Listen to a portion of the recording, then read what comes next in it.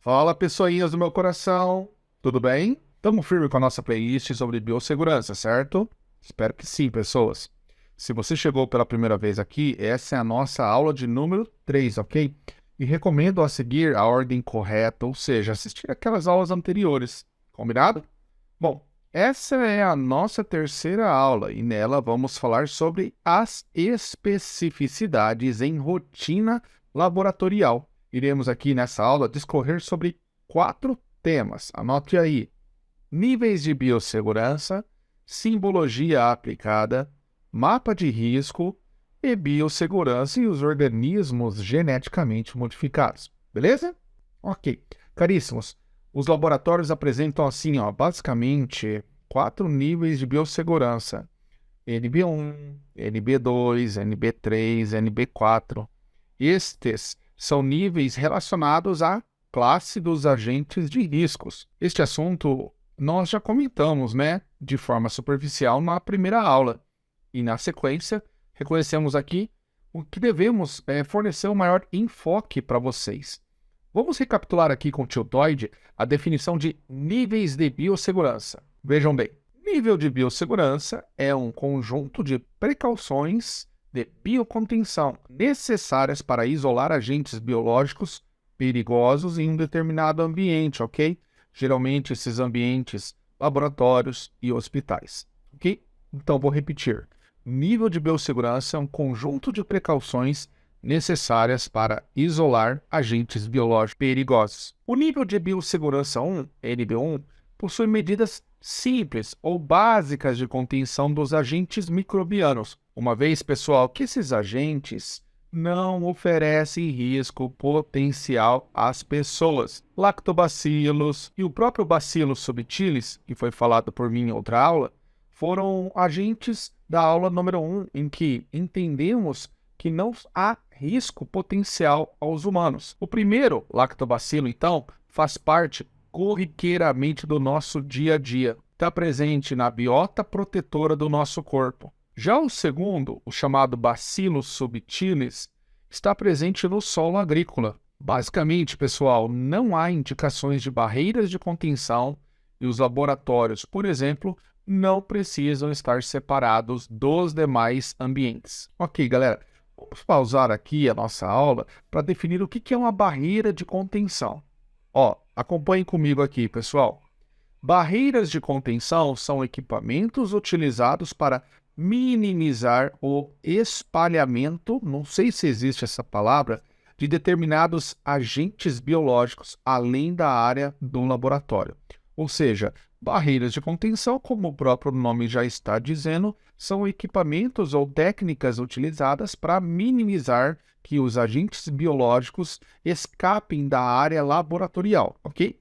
Essas barreiras, elas podem ser divididas em primárias, quando se trata de forma individual, e secundárias, quando se trata de forma coletiva. Olha, é recomendado, gente, por meio do uso do nosso bom senso, né, que utilize-se as boas práticas laboratoriais, como o uso de equipamentos de proteção individual, pias para lavagem das mãos é essencial em um laboratório.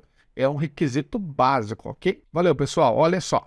O nível de biossegurança 2, NB2, possui medidas de contenção dos agentes microbianos da classe 2. Esses agentes possuem um moderado risco de contaminação individual e baixa coletivamente falando.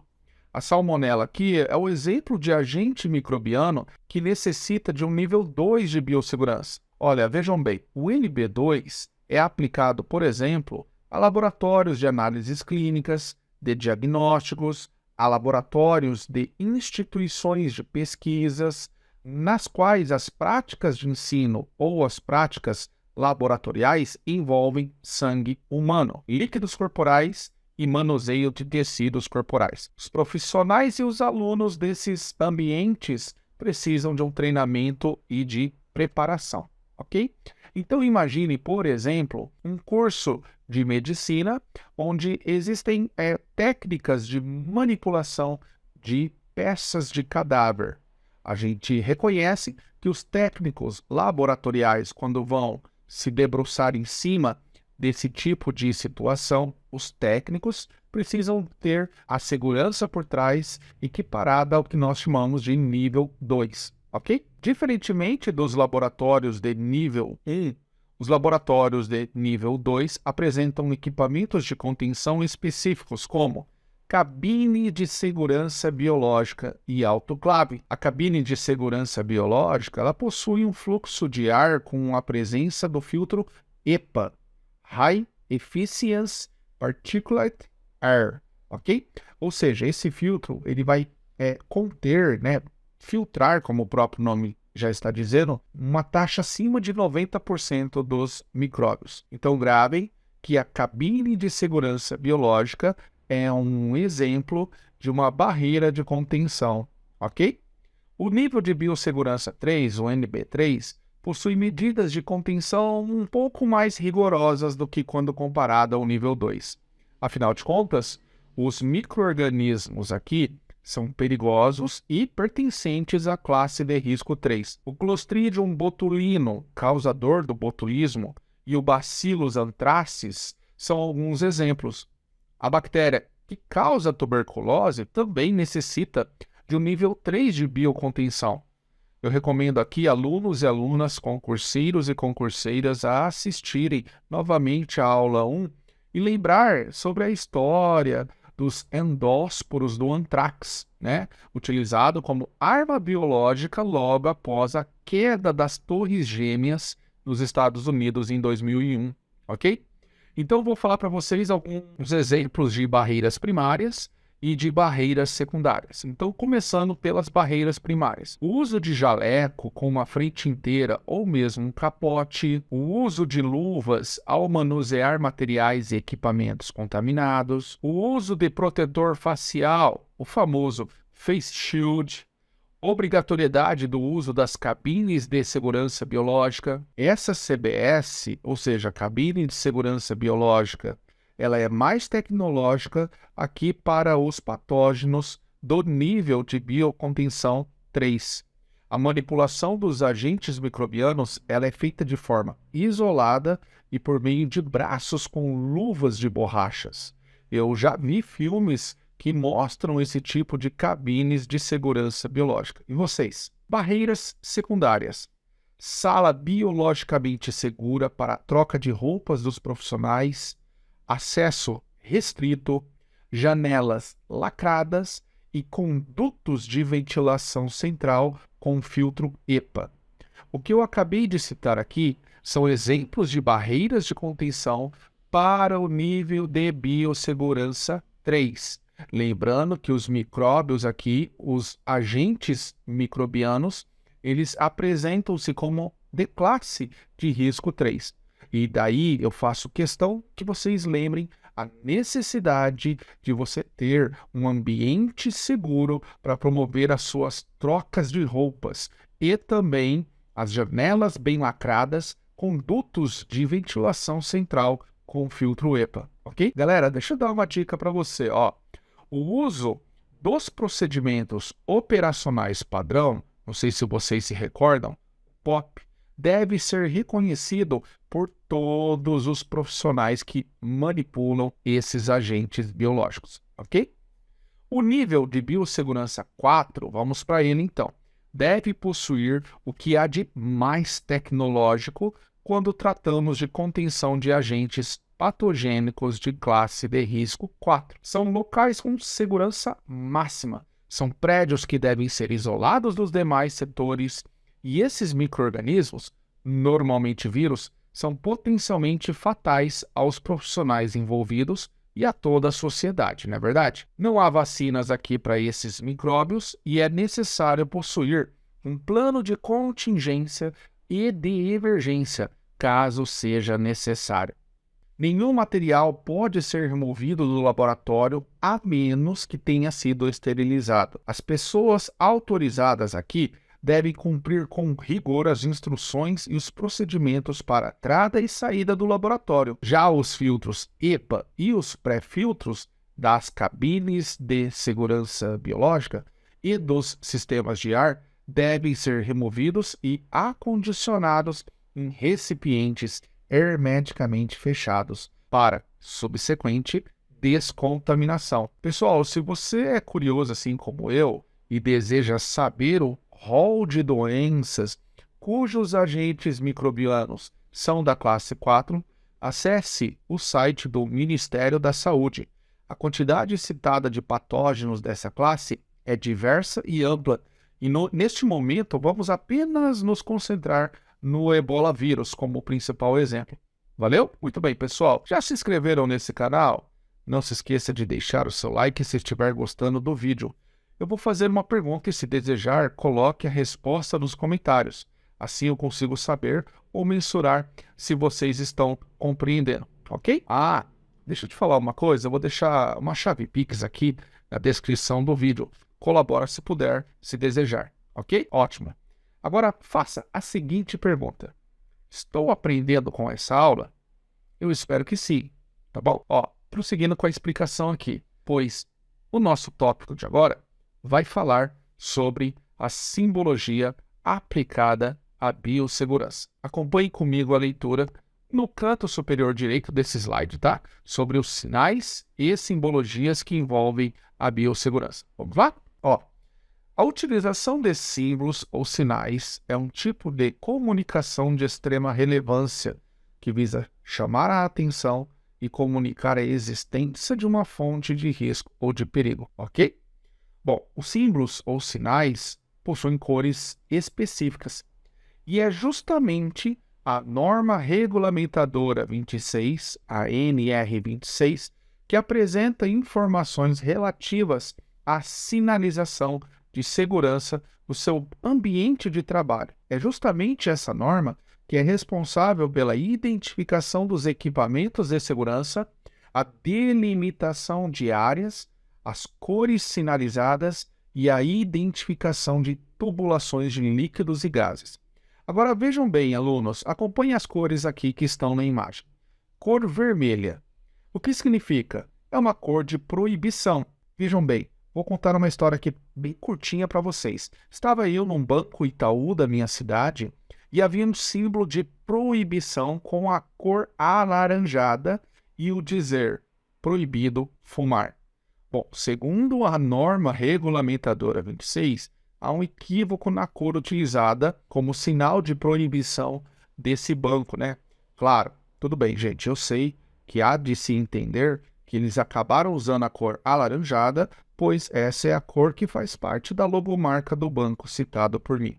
Mas, se fôssemos seguir a norma regulamentadora de número 26, cores que envolvem sinais de proibição devem ter o tom vermelho, deve ter o fundo ou a ideia da cor vermelha, ok? Bom, em relação à cor amarela, significa cor de aviso ou advertência.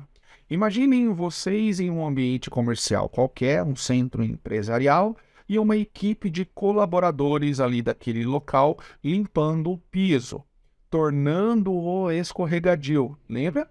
Vocês conseguem recordar de uma placa de aviso, cuidado com o piso molhado ou algo parecido? Lembrem que a tonalidade, a cor ali, é uma cor amarela com os dizeres em preto. A cor azul significa cor de obrigação do uso de EPI.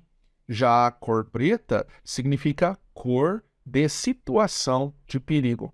A verdade é que existem outras cores, como a verde, que corresponderia a símbolo de orientação, né? Então você está no ambiente e você quer uma rota de fuga. Então aquela placa ou aquele sinal, aquele símbolo deve ter a cor verde. A cor branca é um símbolo que indica local de passagem de pedestre, e a cor cinza, símbolo que identifica a canalização em vácuo, ok? Bom, vamos acompanhar alguns exemplos que são importantes no nosso dia a dia. Percebam que a imagem que se apresenta à sua frente, os símbolos de aviso ou advertências são para riscos biológicos, riscos de radiação, riscos de incêndio, alerta geral e risco de eletrocução. O que é isso? Risco de choque elétrico. Procurem aqui, pessoal, saber esses símbolos e tentar memorizar o máximo possível. Vamos repetir aqui comigo? Risco biológico, vejam bem. Risco de radiação, memorize o símbolo. Risco de incêndio, olha só o risco de alerta geral. e risco de eletrocução, ok? Sinais de proibição: proibido fumar, proibido produzir chamas, proibido utilizar água para apagar fogo. Isso acontece, por exemplo, quando está presente fiação elétrica, e proibido a entrada de pessoas não autorizadas.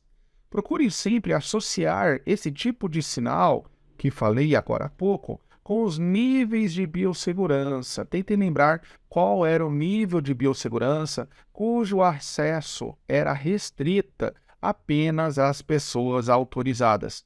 Vocês lembram? É muito importante vocês terem essa conexão de informações aqui, ok? Vamos para os sinais de obrigação. Proteção obrigatória dos olhos, proteção obrigatória dos ouvidos, proteção obrigatória das mãos, proteção obrigatória do rosto. Olha, o ambiente em que existe uma autoclave, que já foi citada aqui por mim diversas vezes, necessita de um sinal de obrigação na cor azul para a proteção obrigatória das mãos, ok? Bom, sinais de orientação e salvamento.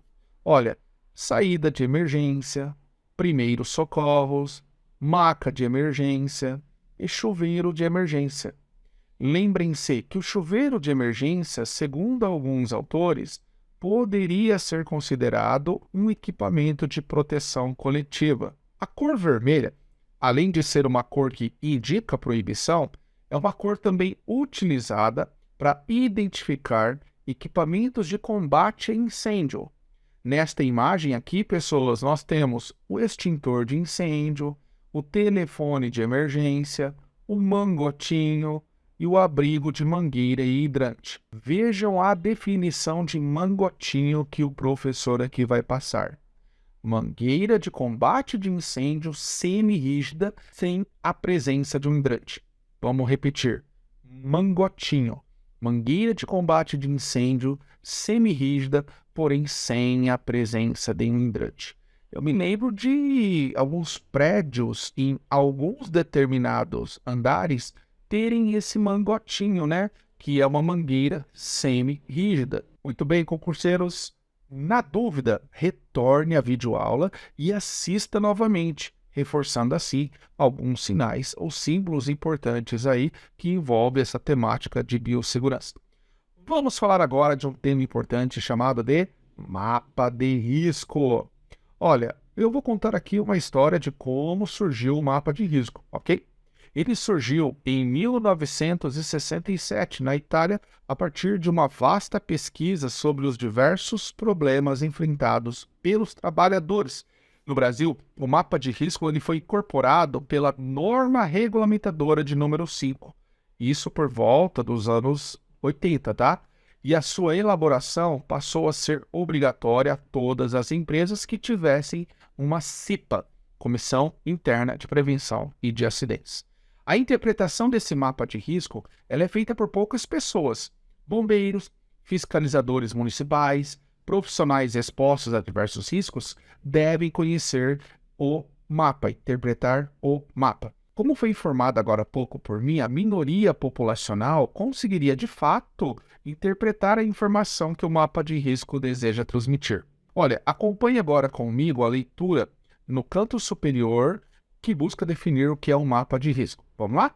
O mapa de risco é uma técnica empregada para coletar o maior número possível de informações sobre os riscos existentes no ambiente de trabalho. Recomenda-se a simplicidade para elaborá-lo, envolvimento dos colaboradores, o uso de cores para a classificação dos riscos e que o símbolo, círculo no caso, possua tamanhos compatíveis e diferentes segundo os riscos de cada ambiente que os profissionais estarão expostos. Esses círculos, pessoal, podem ser catalogados em 3 grupos. Risco elevado, utiliza-se o círculo maior.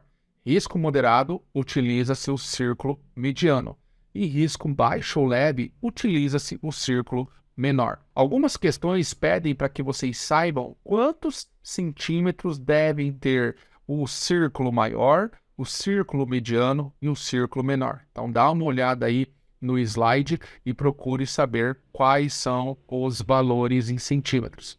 As cores de risco são verde para risco físico, vermelho para risco químico, marrom para risco biológico, amarelo para risco ergonômico e azul para o risco psicossocial, tá? Eu peço que vocês não confundam as cores aqui determinadas para os riscos com as cores dos símbolos ou sinais que nós estudamos agora há pouco. Por exemplo, para sinais de proibição, cor vermelha. E a cor vermelha aqui indica risco de substância química. Faremos agora um passeio sobre a imagem de um determinado local, com diversos ambientes, por sinal, que se apresenta ali no tablet, exposto aí do lado direito, de onde vocês devem estar vendo. Este local ele pode ser interpretado de várias maneiras, mas é um local, né, de produção de algum produto comercializado. Como é que eu sei disso? Porque nele nós vemos um ambiente de linha de montagem. Escritório, banheiro, refeitório, depósito, ambiente de pintura desse produto e recepção. Vejam bem, eu vou imaginar aqui que seja uma montadora de carros, uma montadora de veículos. Combinado? No ambiente onde se faz pintura de peças automotivas, procura aí. O profissional, é claro, ele fica exposto a um elevado risco químico. Tinta pulverizada, risco químico. No depósito, por exemplo, temos um risco físico mediano. Pode ser que algum equipamento mais pesado, como uma roda de carro ou veículo, possa colocar a saúde do profissional em risco. Por isso que temos aí um círculo mediano envolvendo a cor que demonstra um risco físico, que é a cor verde. Agora é com vocês. Interprete a imagem. Procurem comentar um exemplo de outros ambientes, assim como eu fiquei tentando imaginar aqui, e façam uma explicação mais coerente. Posso contar então com o seu comentário? Assim eu vou entender, pessoal, que vocês estão participando comigo, né? Bom, pessoal, o nosso tópico de agora vai discorrer sobre os organismos geneticamente modificados e a biossegurança necessária aplicada a esses organismos. Vamos lá?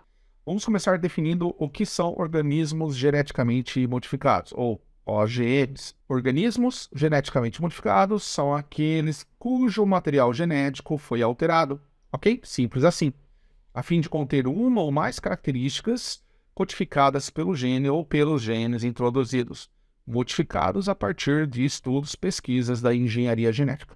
Então, eu penso que o aluno ele deve entender que os organismos que são geneticamente modificados, como o próprio nome já está dizendo, são aqueles organismos cujo material genético foi o quê? Alterado. Não é mais o material genético original. Viu como é fácil? Viu como é simples? Milho e soja são culturas, certo? Quando em grande escala, organismos geneticamente modificados são pertencentes à cultura dessas duas plantas. Uma empresa famosa, detentora da patente e tecnologia de formação da soja transgênica é a Monsanto. Grave esse nome, Monsanto. A companhia Monsanto ela é uma empresa multinacional de agricultura e de biotecnologia adquirida pela alemã Bayer por volta de 2016, tá? Ela é sediada nos Estados Unidos e é líder mundial na produção de um herbicida Roundup e da soja transgênica. No Brasil, o cultivo de soja transgênica corresponderia a algo em torno de 20% do nosso território, do nosso cultivo, quer dizer. E os herbicidas, para quem não tem conhecimento, eles são compostos tóxicos utilizados para eliminar as pragas daninhas que prejudicam o plantio da soja. A grande sacada é que essa soja transgênica, ela não acaba recebendo o efeito desses herbicidas. Ela é resistente ao herbicida Roundup, ok? No Brasil, a partir de 2005, a Lei de Biossegurança 11.105 estabeleceu normas de segurança e mecanismos de fiscalização de atividades que envolvam os OGMs e os seus derivados. Neste slide aqui, galera, eu peço a gentileza para verem o símbolo de produto transgênico. Este símbolo ele deve aparecer nos alimentos consumidos.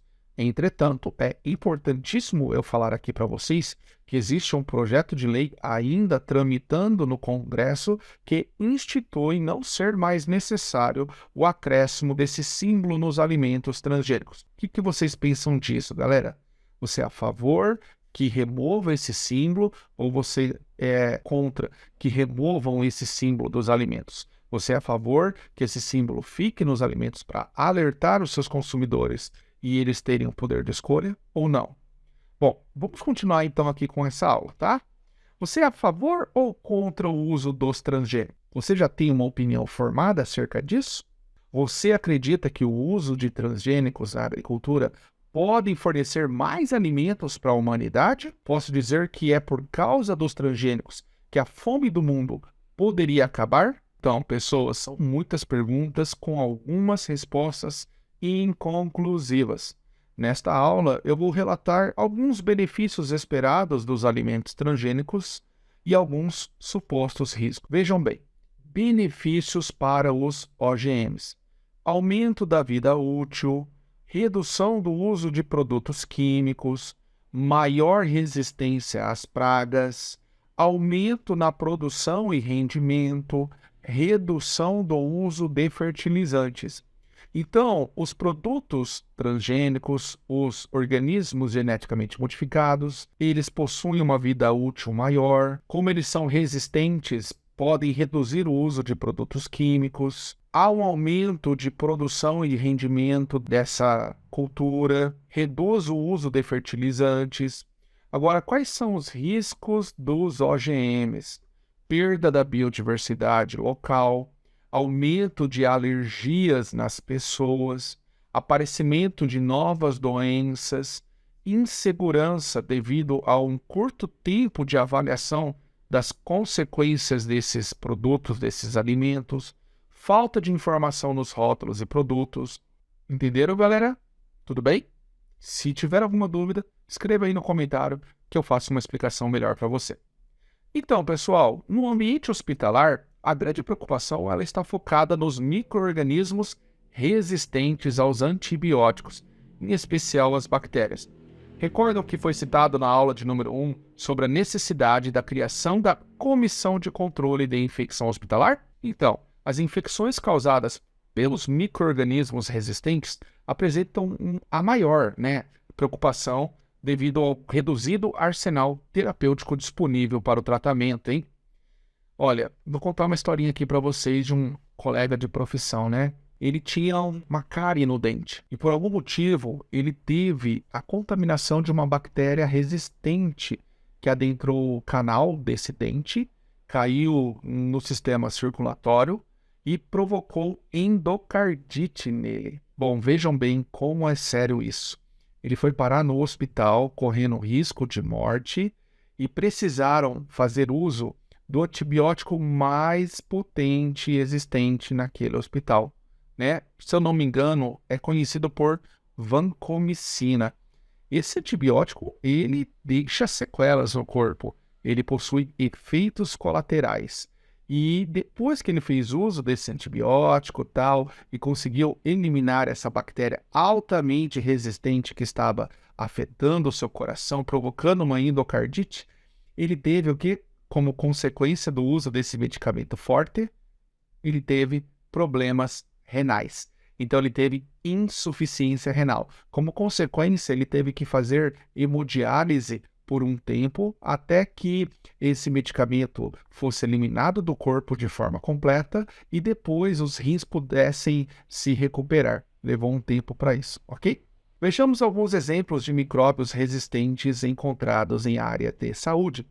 Staphylococcus aureus, a mais perigosa das bactérias estafilocócicas, causa pneumonia, endocardite, infecções ósseas. Já o Enterococcus fecalis, então ele está envolvido com a parte intestinal nossa, é uma bactéria que causa endocardite, ou seja, quando acaba adentrando o sistema circulatório e vai parar no coração, como consequência nós temos a endocardite. É dificílimo erradicar, a menos que seja usada uma combinação de drogas potentes aqui. Vamos comentar um pouquinho sobre as pesquisas com células-tronco embrionárias, que no Brasil é um assunto regulamentado pela Lei de Biossegurança de 2005. As células-tronco embrionárias são células indiferenciadas, ou seja, elas não são especializadas ainda e possuem um grande potencial de se transformar em qualquer célula ou tecido corporal. Vejam só nesse slide o que a mocinha está falando. Para isso ocorrer, pessoal, como se parte das células-tronco se transformar em outras células, Compostos químicos celulares atuam como sinalizadores, direcionando um grupo de células do embrião a se transformar em um determinado tecido especializado. Um dos maiores defensores das pesquisas com células-tronco embrionárias foi um ator hollywoodiano muito famoso do passado e que fez assim um personagem do Superman na década de 70 e 80. Aquele personagem de destaque é considerado pelos especialistas como o ator mais significativo para fazer a ligação com o personagem Superman, né? E o nome do ator é Christopher Reeve. O Christopher Reeve, ele acabou sofrendo uma queda de um cavalo e ele quebrou o pescoço, ficando tetraplégico, deixando de ter a movimentação dos membros superiores e dos membros inferiores, dos braços e das pernas. E como ele ficou cadeirante, e ele foi um dos grandes defensores de pesquisa com células-tronco embrionárias, pois as promessas elas são muito grandes, inclusive na reconstrução da medula espinhal, né, que foi lesada, na reconstrução de neurônios, fazendo uma pessoa voltar a caminhar, pessoas que têm Alzheimer deixando de ter Alzheimer. Ou seja, o futuro com as pesquisas de células-tronco embrionárias é um futuro promissor. Mas esbarra num grande problema aqui, que é a descoberta desses sinalizadores químicos que existem na célula, que são responsáveis, numa sequência correta, para formar algum tipo de órgão. Então, para formar um osso, por exemplo, para formar o tecido ósseo, por exemplo, tem múltiplos compostos sinalizadores e que agem numa sequência. A ideia agora é você tentar descobrir esses compostos e a sequência correta. A Lei 11.105, de forma resumida, ela diz que a utilização de células-tronco é permitida para fins de pesquisa científica. Essa lei prevê que poderão ser utilizados os embriões que estão congelados há mais de 3 anos em clínicas especializadas. As pesquisas realizadas com o uso dessas células têm demonstrado a sua eficácia no tratamento de várias doenças. Exemplo, leucemia, doenças cardíacas, doenças de sangue. Já o argumento contrário à utilização das células em questão é de que os embriões já seriam um indivíduo em potencial. Porém, quem pensa dessa forma, ela esquece que há um conflito entre o direito à vida de um embrião que não possui ainda condições de prosseguir em laboratório, né? Não é legal isso? Bacana, né? Vamos fazer alguns exercícios aqui para solidificarmos mais ainda o processo de aprendizagem. Bora lá? Questão 1.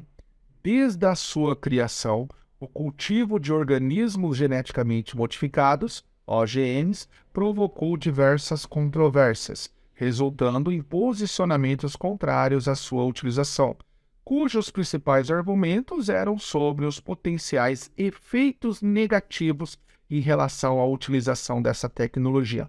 Em relação a essa temática, assinale a alternativa que contém a definição correta de OGMs. Letra A.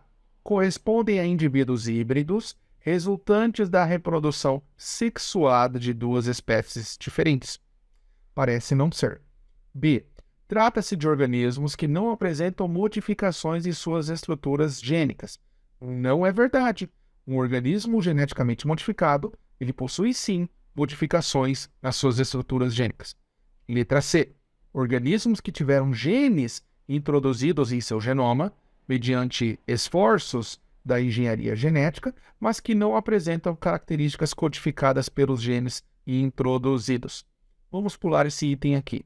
D. Organismos fisicamente modificados. Não, geneticamente modificados. E. Organismos geneticamente modificados são aqueles cujo material genético foi alterado, a fim de conter uma ou mais características codificadas pelo gene ou pelos genes introduzidos, modificados a partir da engenharia genética. Resposta, letra I, ok?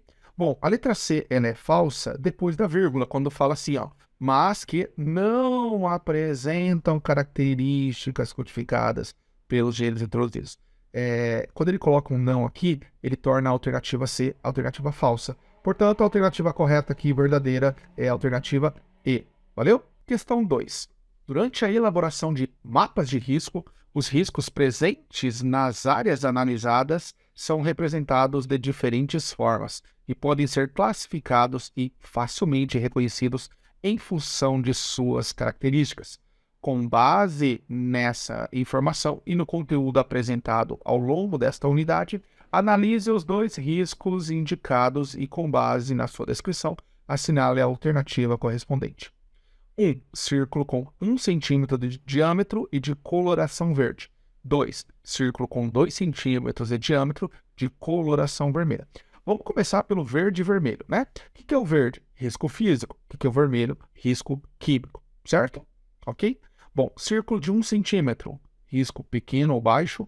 Círculo de 2 centímetros, risco mediano, ok? Então vamos lá. Os riscos descritos correspondem a, letra A, risco ergonômico grande? Não, coloração verde é risco físico, né? B, risco físico pequeno? Certo, círculo de 1 centímetro. 2, risco químico médio? Perfeito, galera. Devemos marcar a letra B de bola. Galera, e agora a nossa última questão, ok? Questão 3. A Lei de Biossegurança, aprovada em 2005, estabelece as normas de segurança, os mecanismos de fiscalização que envolvam os organismos geneticamente modificados, OGMs, e a utilização de células-tronco para fins de pesquisa e terapia. A polêmica em torno do plantio e da comercialização dos transgênicos passa pelos campos econômico, social e ambiental. Os defensores dos OGMs argumentam que a biotecnologia aumentaria a produção de alimentos e que, por sua vez, reduziria a quantidade de brasileiros vítimas de fome. No outro lado estão os críticos dos transgênicos. Ambientalistas e algumas organizações de cientistas argumentam que seus efeitos na saúde humana e no meio ambiente ainda são desconhecidos. Assinale a alternativa que indica a benefícios potencial ou AIS que estão relacionados à produção e ao uso dos alimentos transgênicos, ok? Então, assinale a alternativa que indica o benefício. Letra A, aumento da resistência a agrotóxicos e, consequentemente, o aumento do uso de agrotóxico. Não. B, menor manejo, ou seja, redução da mão de obra e maior produtividade, menor ação de pragas e maior resistência. Parece ser a nossa resposta correta, galera. C, alteração da fauna e flora local. Isso não é um benefício, né? D, perda da biodiversidade das espécies. Esse não é um benefício. E, ação inseticida dos transgênicos causando toxicidade. Isso não é um benefício. Então nós ficamos ali com a letra B de bola. Valeu, galera? Espero que vocês tenham gostado dessa aula. Não esqueçam de curtir e compartilhar e comentar. Valeu? Avise os colegas que estão necessitados em aprender sobre essa temática aqui. Um grande beijo, um grande abraço e até a nossa próxima aula. Tchau, tchau.